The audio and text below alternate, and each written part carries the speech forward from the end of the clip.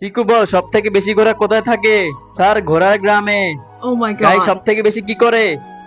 এটা হলো গোবর। এখন বল, সব থেকে বেশি কষ্ট কোন প্রাণী করে? স্যার, গাধা। চিকু, তোমার তিনটা প্রশ্নের উত্তর সঠিক হয়েছে, তাই তুমি পেয়ে গেলে স্মার্ট ঘড়ি। ইয়েস! এই নাও। ইয়েস! এই জায়গা দেখ, স্যার আমাকে স্মার্ট ঘড়ি দিছে। কেন দিছে?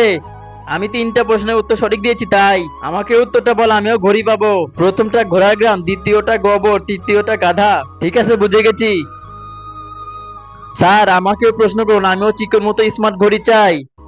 আচ্ছা জাগ্গা, তাহলে বল তুই কোথায় থাকিস? স্যার, ঘোড়া গ্রামে। ওরে ভাইয়া, তুই খাবারের ভিতরে সবথেকে কি পছন্দ করিস?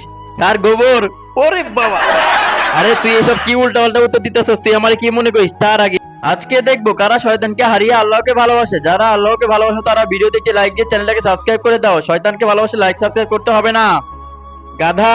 ওরে ভাইয়া, কি তুই আমাকে গাধা বললি? আজকে তোর খবর আছে জাগ্গা, তোকে আজকে শেষ করে দিব।